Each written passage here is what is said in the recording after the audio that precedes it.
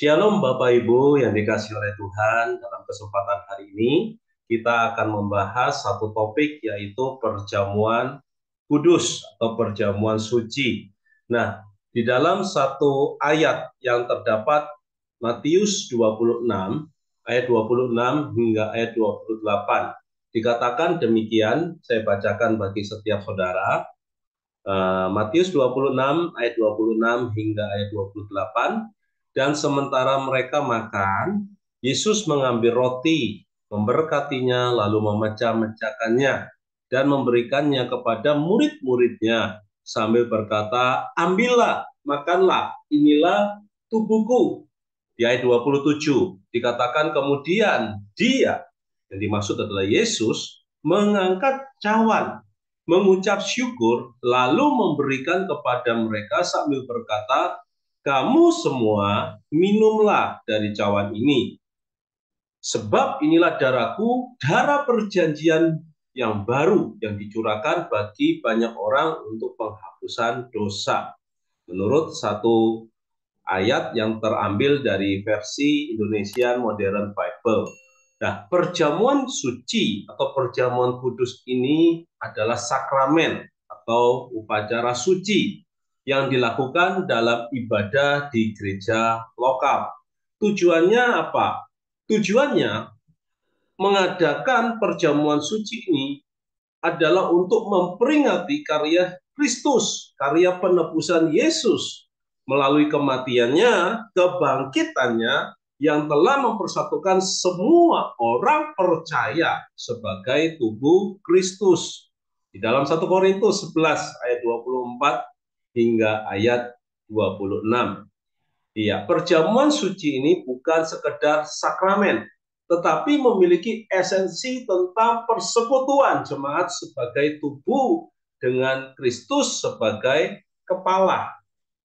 Bible mengatakan bahwa jika seseorang dengan sikap yang tidak layak makan roti atau minum cawan Tuhan, maka ia berdosa terhadap tubuh dan darah Tuhan.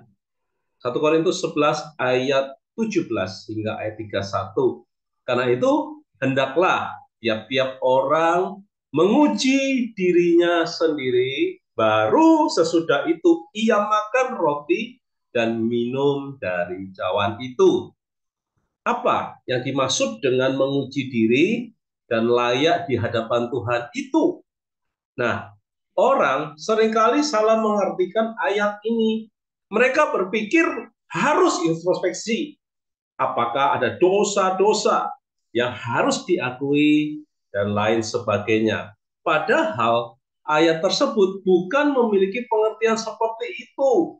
Yang dimaksud dengan kata layak di sini adalah orang yang mengakui tubuh dan darah Tuhan. Sedangkan menguji diri yang dimaksud adalah apakah orang tersebut punya iman, punya keyakinan, percaya kepada Yesus yang sudah mengorbankan dirinya di atas kayu salib baginya. Saudara, di dalam pelayanan perjamuan kudus ini, perjamuan suci ini dilakukan oleh seorang hamba Tuhan, oleh pastor dari sebuah sinode. Nah, seorang hamba Tuhan yang memiliki tentunya karakter yang baik, memiliki keluarga yang harmonis, mengelola keuangan dengan baik, tidak memiliki kebiasaan berhutang kepada orang lain.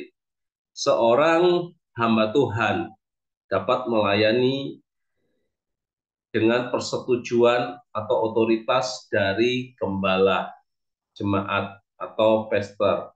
Itu pun bersifat temporary atau sementara. Pada saat itu, otoritas tersebut tidak berlaku seterusnya.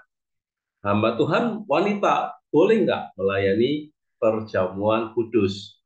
Jika benar-benar tidak ada hamba Tuhan pria, ya, atau telah diberikan otoritas langsung dari gembala jemaat atau pastor kepada orang yang ditunjuk.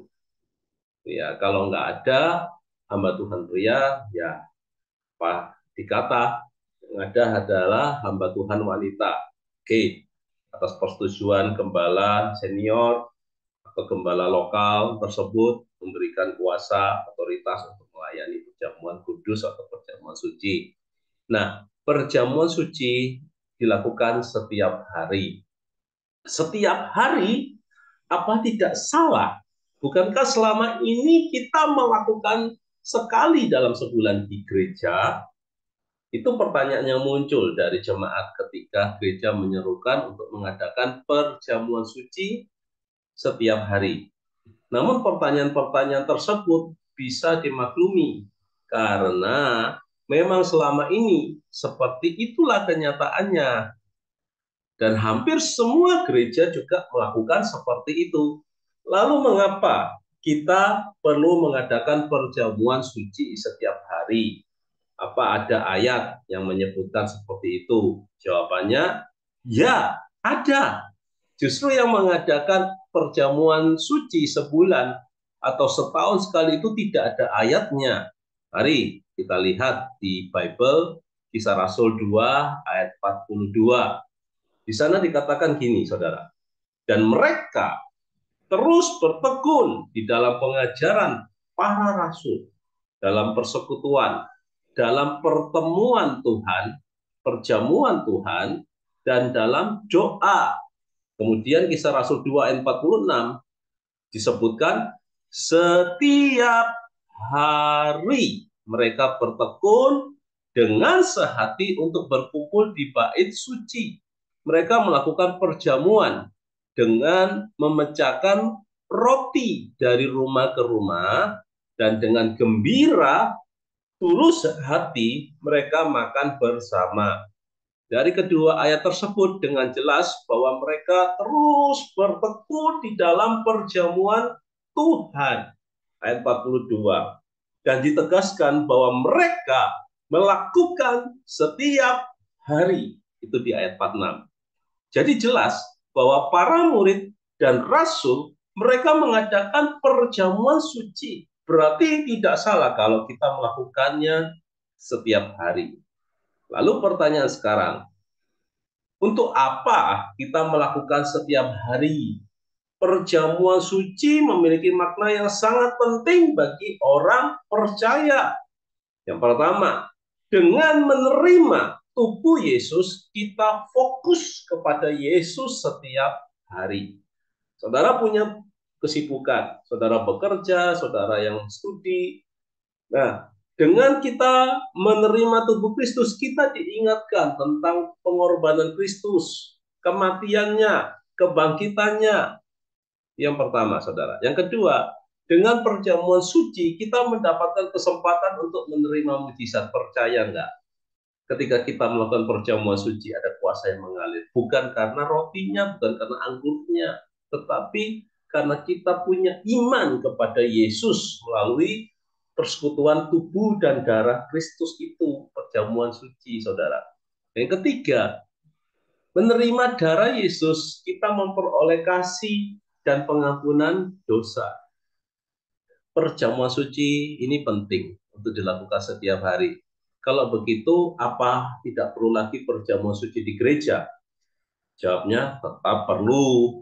Di dalam Ibrani 10 ayat 25 dikatakan gini, janganlah menjauhkan diri dari pertemuan ibadah kita seperti kebiasaan beberapa orang, tetapi marilah kita saling menasehati dan lebih giat melakukannya menjelang hari Tuhan yang semakin mendekat.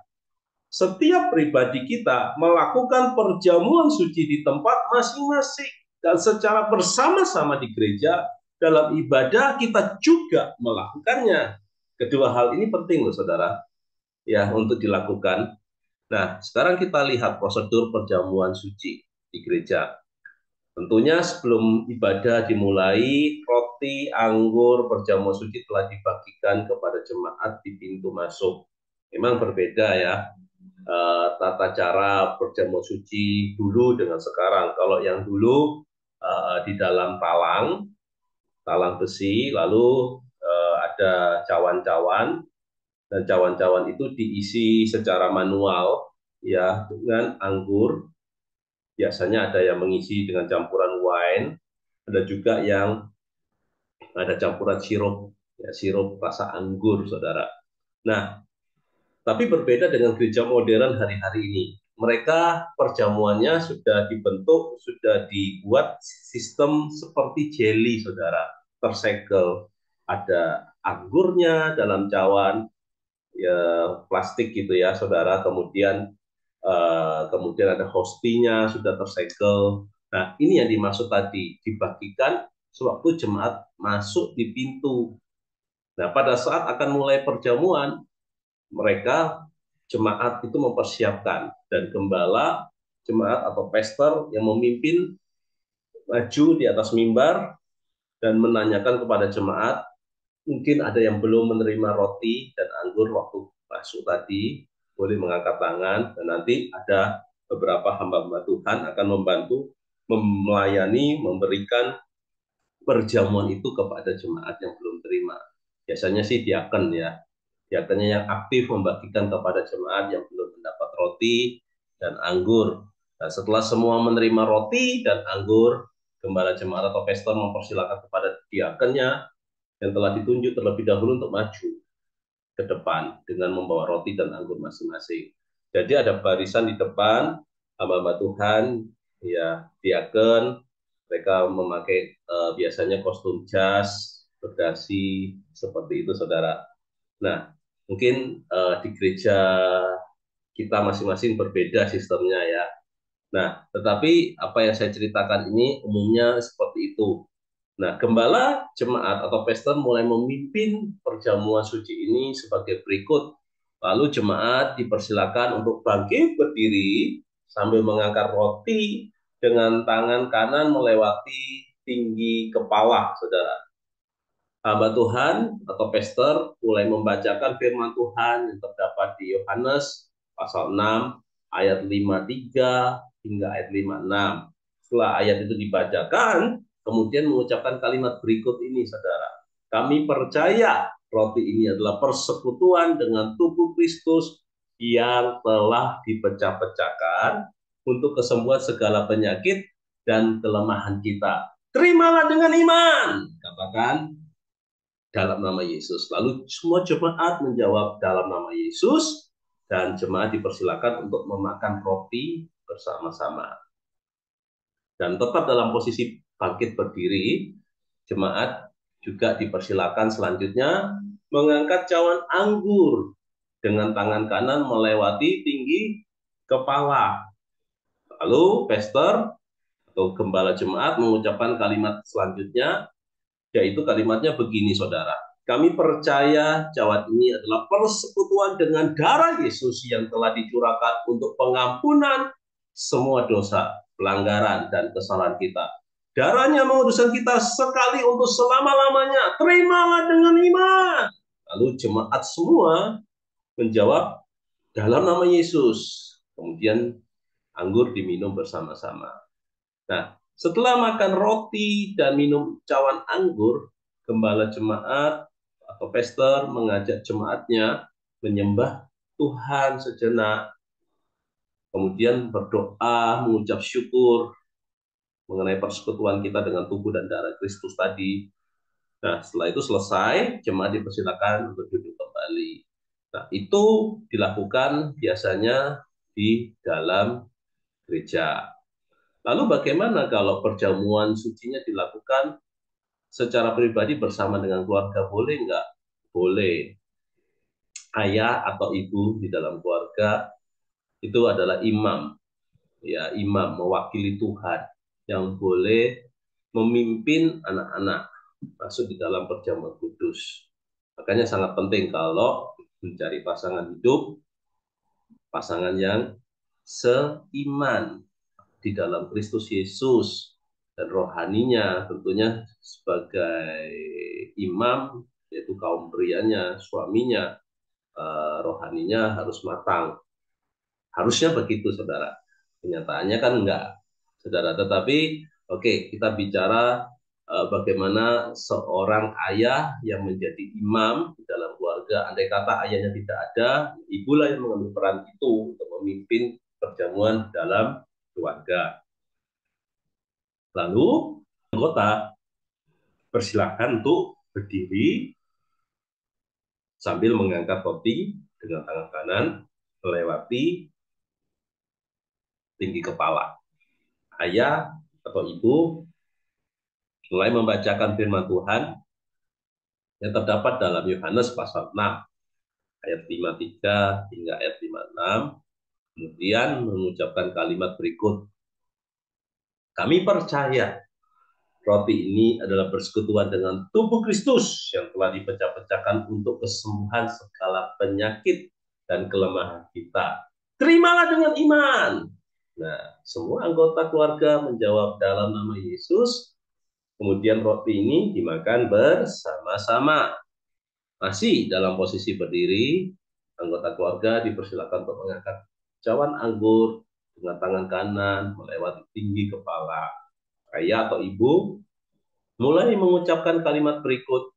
Kami percaya cawan ini adalah persekutuan dengan darah Yesus yang telah dicurahkan untuk pengampunan semua dosa, pelanggaran, dan kesalahan kita. Darahnya menguduskan kita sekali untuk selama-lamanya. Terimalah dengan iman. Lalu semua anggota menjawab dalam nama Yesus, kemudian anggur diminum bersama-sama. Nah, setelah makan roti dan minum anggur, ayah atau ibu yang sebagai imam mengajak anggota keluarganya menyembah Tuhan sejenak, kemudian berdoa, mengucap syukur kepada Tuhan. Nah, inilah bentuk pelayanan perjamuan suci.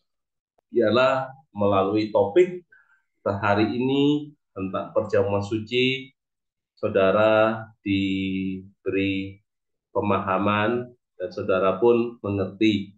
Terima kasih, Tuhan Yesus memberkati.